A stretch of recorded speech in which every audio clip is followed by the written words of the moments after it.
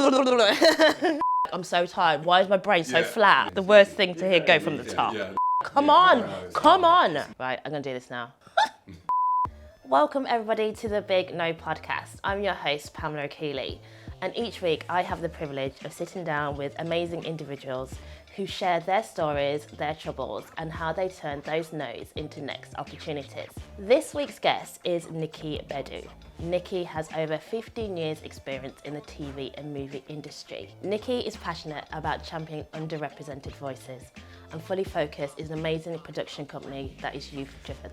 Also, Nicky is my cousin. So big up Nicky and welcome to the Big N.O podcast. Welcome. Lovely to be here, Pam. Well, we were just saying before we started filming that we are actually pretty terrible. So bad. Because we've not seen each other for a very long time. I'm not even going to say how many years Please it's don't. been. Please don't. No one needs to know. But it's one of those things we were saying, isn't it? That life, it's not an excuse. Yeah. But life is busy. We make these excuses. It gets in the way. Yeah. Things happen.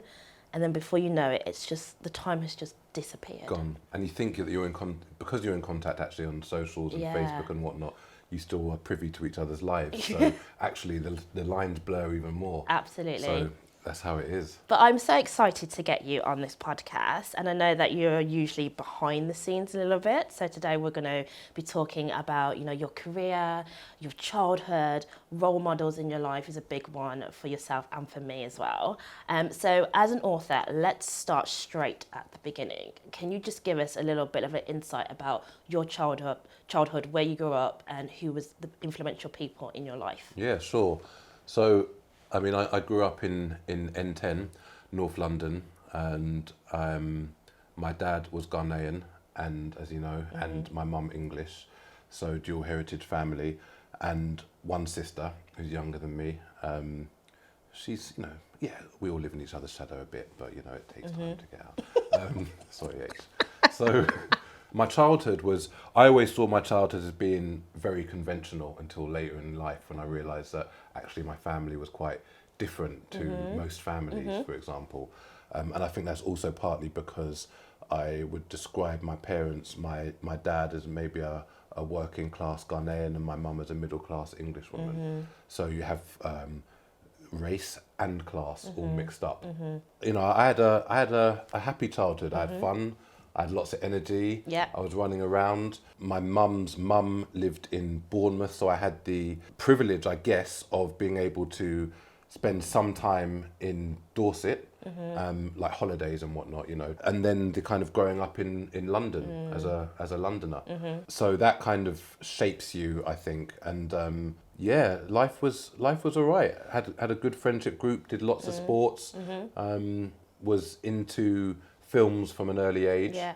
Just watching them more than thinking about what the future might look like or creating them, just consuming, Yeah, because what I remember coming to your house is that I remember like your dad was always cooking and made really amazing food. Yeah. And then your mum was kind of like this typical English rose kind of, and it was that combination of the two cultures together, which is so beautiful. Yeah. And always I have this vision and memory of you either listening to music or watching films. Yes. That's Music was massive. Music all the time with your baggy pants. Yeah.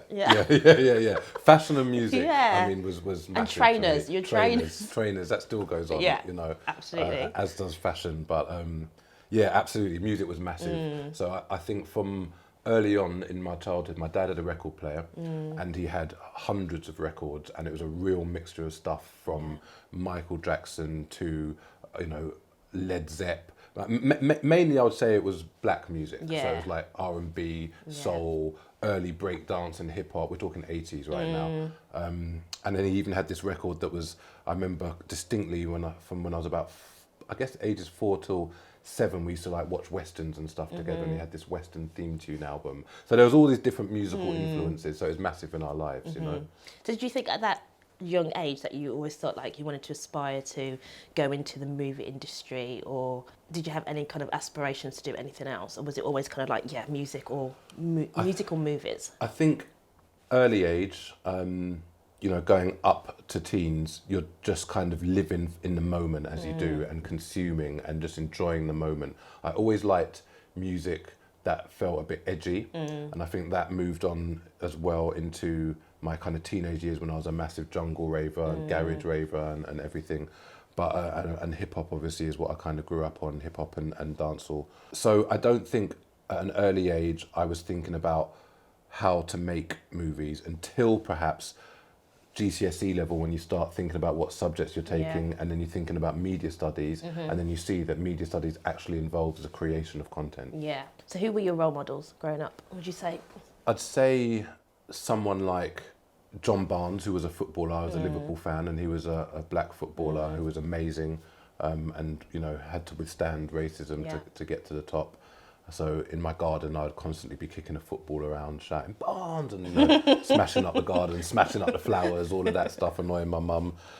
Then, of course, I also had this thing where, just by coincidence, really, the Tambo family, Oliver Tambo was the president of the ANC in South Africa, lived 2 doors down from us in exile from the apartheid regime. So he ran the ANC's overseas operations.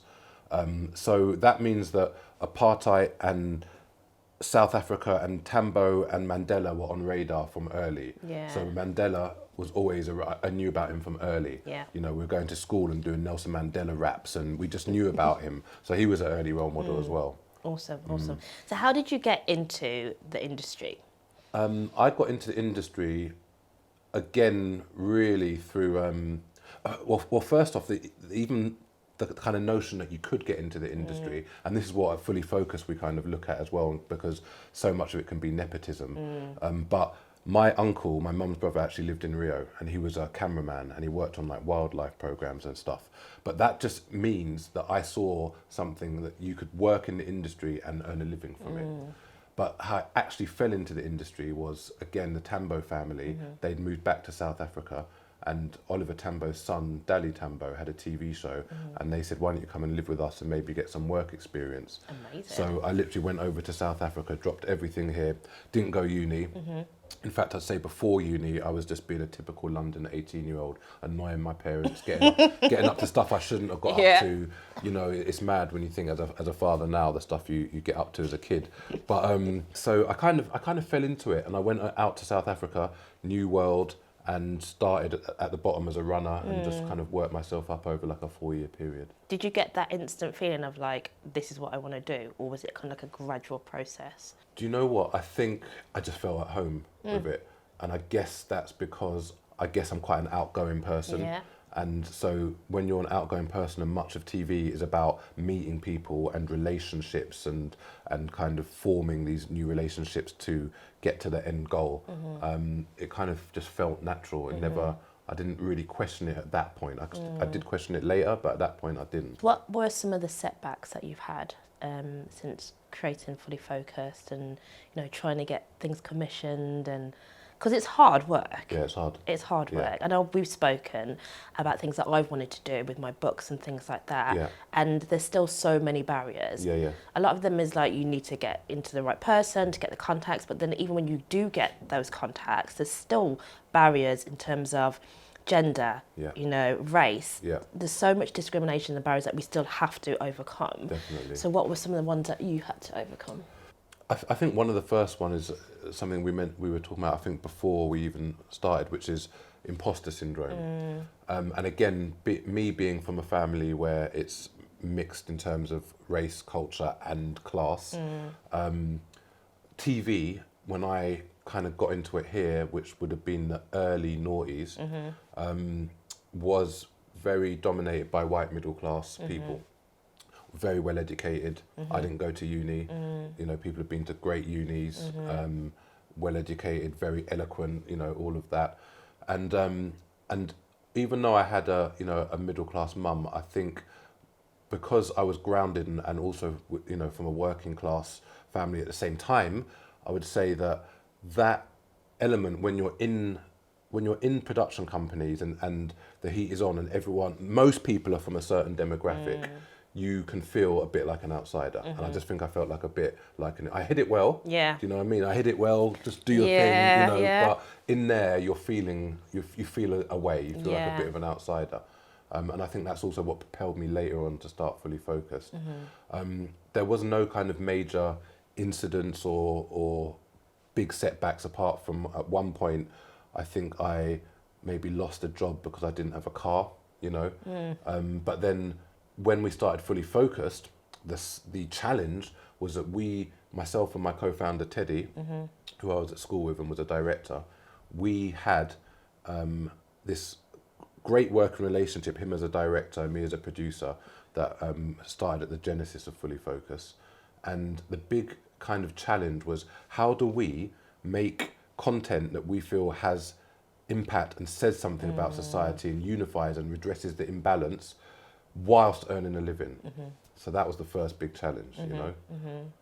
And I guess we overcame that by, well, I actually had to go and work elsewhere. So I had to be working at BBC, this, there. I got a job at a company called Trace, that a friend of mine, Kwaku, hooked me up with. So I was with him for like 4 years, making shows with footballers and basketballers and whatnot. And all the time I was there, I was also running Fully Focused on the side. Wow. And Teddy was running on the day-to-day. And our great board members who are now with us in full-time capacity, like Rosa and Rowan. So yeah, we had these big obstacles in terms of how do you monetize what we want to do. We want to champion voices from underrepresented communities, and we want to be a home for them and a family, so that it's not like they just come in, are with us for a while, disappear, and then we forget about them. They forget. No, we were like, longevity, they can come back in 5 years, you know, they can come back in 2 years, whatever it is. But how do you monetize that? So ultimately, we just started small, organically, doing community-based projects with a real media innovation behind them, creating content. Then after about 5 years of doing that, we formed our own YouTube channel, Million Youth Media. And that gave us a platform to get our content out. So then we had a platform, we had young people at the heart of every single project who met every week, and they still do, they meet every week. And they are workshopping ideas. Any ideas are run by them to see if they think if it's an idea that suits our ethos, you know? It's not like we can just take a project that's exploitative and do it and put it out to make money. That's not what we do. So we had to overcome all of that, and we kind of hit this model of getting out film to young people, which had a message that important institutions needed to get out. So for example, we did one with Triborough Youth Offending Team about knife crime really, and just kind of decision making and stuff, and that was in 2015/16, and that blew up, and that styled Javan Wade and Purcell Ascot, who went on to do, you know, Shiro's story. Javan's now doing stuff for DC in the States. Purcell's been in The Innocents and loads of stuff on Netflix. They're great guys. And then we did something for the Restorative Justice Council, which was about young people who've made choices that maybe have landed them in difficult situations and have affected each other in the criminal courts and the like, and then coming together to kind of talk it out afterwards. And then Public Health England, we had a really good relationship with them, so they wanted us to do a film about peer pressure and body confidence in young women at school who don't want to play sports for various reasons. So we did a film, and all of these films have started blowing up and getting millions of views because they were workshopped authentically with the young team. But it just meant that because they were funded, because all these people, they can't get these messages out by sticking a poster on the wall. What young person's going to see a poster and go, oh yeah, I mean, it's not the 80s, it didn't even work in the 80s probably. So the model that we built really worked, and with all the films that we did, our young people were trained. So they were all on set, you know, we'd have sets of 40, 50 people, and they'd be on set in shadowing roles, getting paid, learning the trade, until they're kind of at the standard where they can actually take some of the roles on themselves on set. But that was kind of how we made it and overcame that challenge. That's amazing. So would you say that, I know you touched on it just previously, but what would you say some of the most societal problems that young people are facing today? We've got racism, we've got, you know, classism. Do you think they've got more now than we did? Yeah, that's what I was just thinking. Like, there's opportunity now. So again, if I take Fully Focused, we set Fully Focused up so that this would be there for this generation, because my generation didn't have that. You know, we were kind of forging that lone path. So we kind of set it up to do that. So there is opportunity in terms of, you know, things being initiatives and schemes that people can join that were not there then. But the whole landscape is massive now. The financial landscape, the economic landscape is just mad for young people. Like, they're wanting to be able to studying costs. If they want to go to uni, crazy money that they know they're going to be paying off for however many years. Yeah. If they want to get jobs in the TV industry, traditionally, you'd come in at a low level as an intern or whatever. You'd have to, who's subsidising your life whilst you're earning that intern money? Yeah. You know, they haven't got a car because their mum and dad haven't got the money or whatever to buy them a car. I think this is more also young people from underrepresented communities I'm talking about. Yeah. But then in general, everything costs so much money. Yeah. Housing is a massive problem. If you have any problems at home, how do you solve that if you're in the same house, in this environment that's a pressure cooker and you can't get out and you want to get out and tell your story? It's so difficult.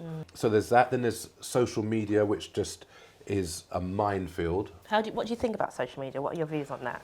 I think obviously technology and social media has made the world smaller, which is a good thing. You can share opinions and you get more knowledge about the world around you, you know, without having to travel or find the money to travel. It's democratized the world to a degree. But then there's also so much pressure that comes from it. Yeah. We've done stuff with Public Health England on it again, which is workshops around the country where you kind of talk about social media, workshop some ideas. What if you didn't have it? How do you use it now? How could you lessen your usage but use it more efficiently? Just whatever it is. What are you feeling when you're on social media? Yeah. How do you navigate that? How do you discuss that with your fellow young people? And it's a lot of pressure. Ultimately, it's pressure. You go onto Insta.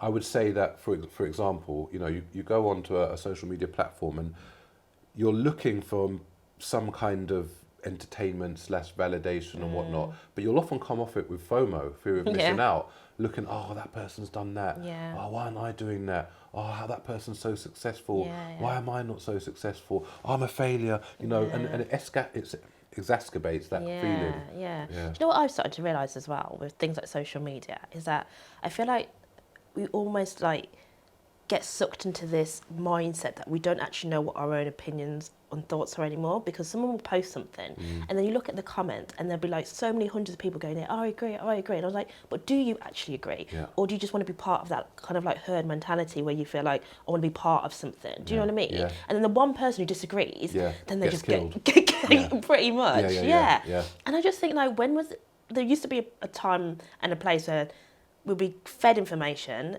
and then because we didn't have social media, we'll digest that information and then we'll come up to our own conclusion as to whether we think that's fact or not, or right, or whatever. Yeah.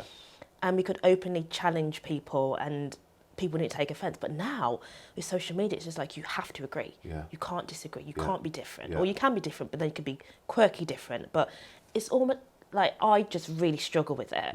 Really struggle with it. For someone who has mental health issues, I find that the more I go on social media, the longer I end up doing less work. Yeah. Nothing gets done. Other than I start thinking that maybe I should go and do that now because I've seen someone else doing it. And I was like, but do I actually really want to do that? Yeah. Human nature is always to want more and want what you haven't got as well. And social media plays into that really well to keep you locked into your screens and whatnot. And as a father of 2 boys, what do you think about social media for them? Are you quite wary of the fact that I'm assuming they've got social media? They do, yeah. How do you navigate that? Because obviously my children are too young, but they're going to get to a point where I'm going to be calling you for advice. Yeah. You might not want to do that. How do you navigate that with teenage boys? I think by knowing the landscape, and I'm lucky that I work with young people, I work with media, so I've got an advantage already, I know the landscape, I use media, I use social media. I don't use Snapchat, which is what every kid has got. My boys are 12 and 14, they've both got Snap. It's all been fairly plain sailing so far. I don't rigorously check their phones, but I tell them the 360, I tell them be calm on social media. Don't call people out. Don't get embroiled in other people's disputes. Don't say things that you'd only say there that you wouldn't say to someone's face. And also just be aware that it's designed to keep you locked into your phone, and that you being addicted, and then you and I having, discussions or whatever it might be, let's say arguments or conflict about the usage, the only people who are really benefiting from that are the shareholders in that company.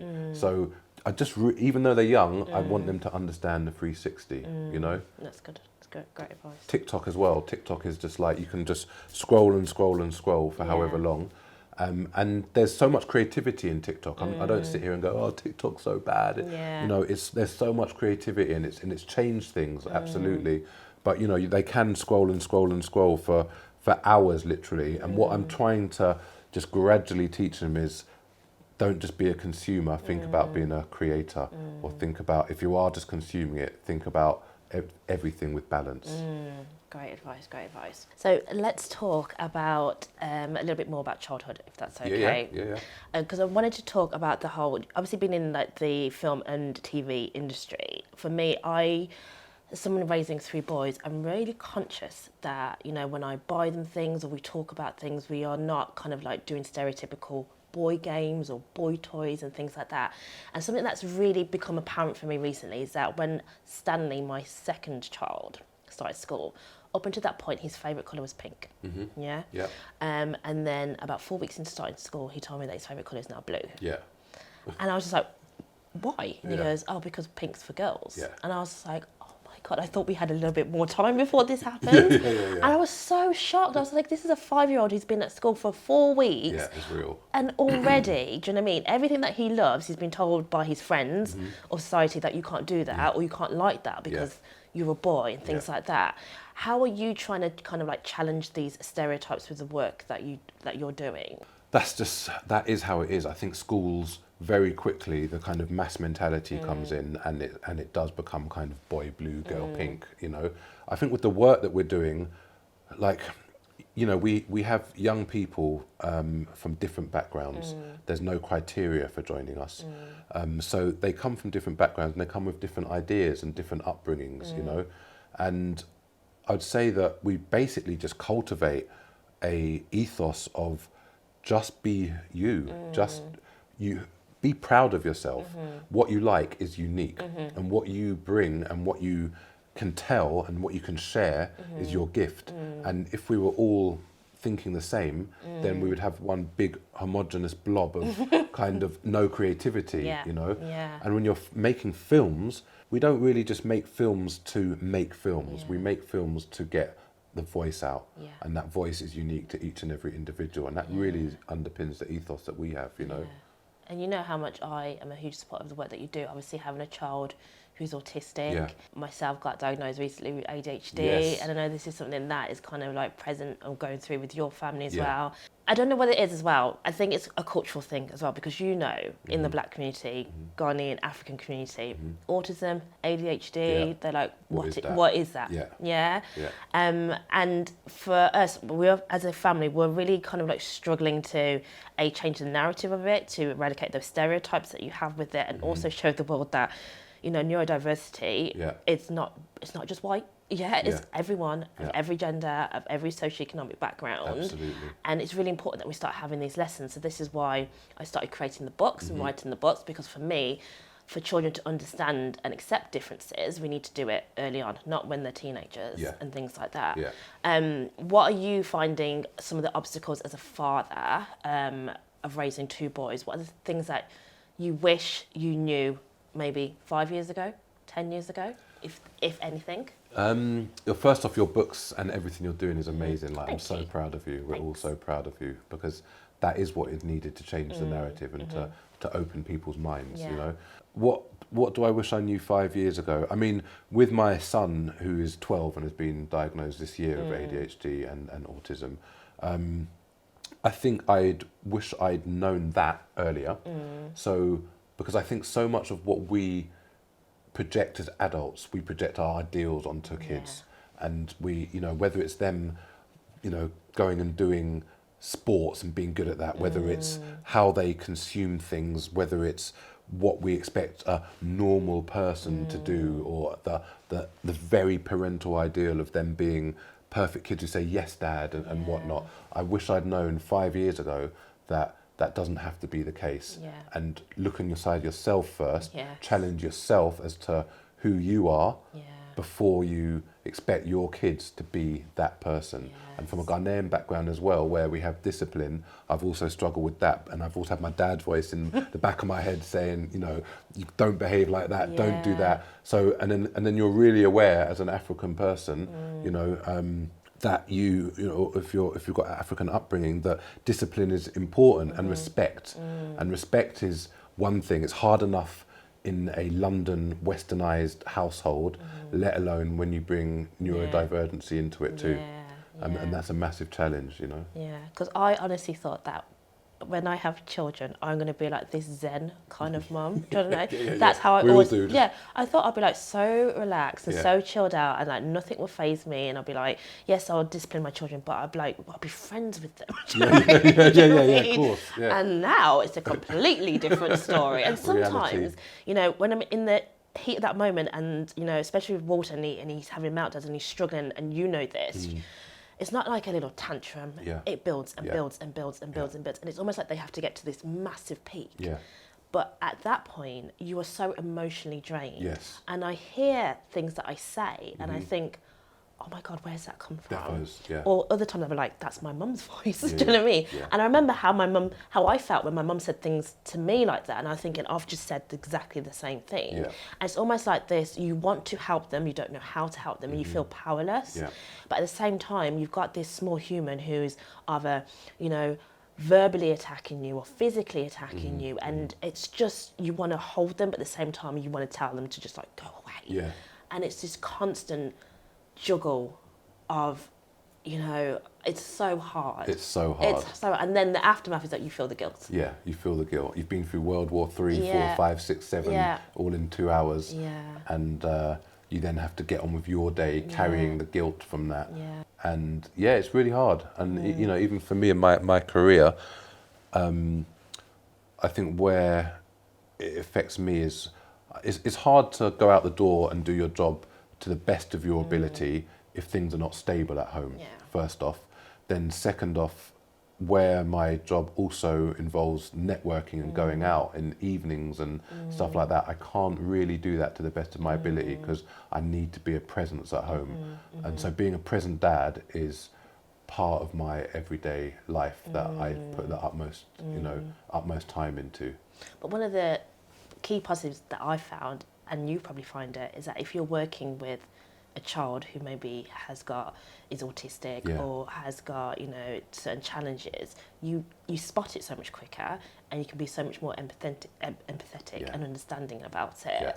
And the amount of times that I will be in a supermarket and literally see a child and you see all the other parents like tutting and looking at them, and I think, no, kids on their back scrambling like a tortoise that can't get up. Like, you know what I mean? Arms waving. And I literally look at the parent, and 9 times out of 10 it's usually the mums. And I literally, like, I will say to her now, like, do you want any help? And sometimes she'll be like, no, I'm fine, thank you, because I've been in that situation where you're just like, I just need to sort this out.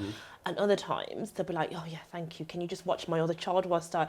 And sometimes people just need that acknowledgement, not that judgment or criticism. And it's so important. And we go on about this, like, be kind to each other, and, you know, kindness matters. And it really, really does, because at a young age, we tell our children, be kind, be respectful, be helpful. But then as we become adults, we start to forget all of this. Yeah, it's so true. And it's so important that we keep having these conversations and say things like, you know, you don't have to understand everything, but we shouldn't just on face value judge someone because they are different or they make us feel uncomfortable. If you're feeling comfortable, then you need to almost like ask yourself why. Do you know what I mean? 100%. And not a lot of people will take the time to do that because it makes you feel quite vulnerable and exposed and challenging, and nobody likes to really do that. But that's where the real work happens. So agreed. Absolutely. Right, I've got a couple of closing questions for you. So one of the questions that I always hear, and I think it's a really great question, is that we ask ourselves, like, you know, what advice would I give my younger self? Because we've gone through all the trials and tribulations of life, and now we feel quite wise. So what would we ask our younger selves? But I like to flip that question. So if little Nicky was sitting next to you now, any age, it could be like 10 years ago, 20 years ago, whatever. What would he say to you now and why? And it doesn't have to be advice. It could just literally be a comment like trainers. Do you know what I mean? Well, it's funny you say that. I think he'd say, you done all right. Don't know how you did it. Don't know how you pulled it back, but you did all right. It's funny you say like about the trainers, because that's just something that does actually is kind of just this universal language between young and people that grow up still with that mentality. And I think that our generation is younger in mentality than the generation above us and our parents, for example. You know, so I think you'd say you've done all right. You've pulled through. You're doing good stuff, and yeah, I'm proud of you, because I think there was definitely a point where the thought of being a parent or having that much life responsibility was something my brain could never entertain, you know? Yeah. Well, I would absolutely agree with little Nicky. I am very proud of you as well. Final question as well. So with this podcast, it's all about creating meaningful connections. So for me, I love to get my guests to suggest or recommend somebody that they think would be great to have on this podcast. Do you have anybody in mind? If so, don't say their name, but if you could just give us a couple of reasons why you think this person would be great for the podcast. Sure. Yeah, I was thinking about it, and like obviously there's people who are closer to me who people may not know. Then I also thought there's someone who people would know, who is someone that I just think is a real role model. And I remember coming out of the cinema, I won't say what film, he's an actor, but I remember coming out of a cinema with my son and my friend and my friend's son, and him just being like astonished that the lead role in this, or one of the lead roles in this massive franchise, global franchise, was a young black actor. And growing up, I certainly realised that I didn't have enough black role models on screen. And this is also an actor who carries so much weight and gravitas every time he's on screen, who would never do a role that he felt didn't have truth and something to say in it, and uses his voice for good, uses his voice to kind of unify and bring awareness to certain aspects of life that need it. And he just, he gets bigger and bigger. I'll just say he's just done a film which was set in West Africa, which I just went to see with my wife, Anna, and it was just beautiful to see West African story on screen and see the colours, and you could almost smell the smells of the village and whatnot, and so he's someone that would be amazing. Brilliant. Well, hopefully we can get him on the podcast. Yeah. Nicky, it's been an absolute pleasure. Thank you so much. You know how much I love you. I think you're Likewise, an exceptional human being doing incredible things, so keep going. Appreciate it. And love you, lads. Love you too. Yeah.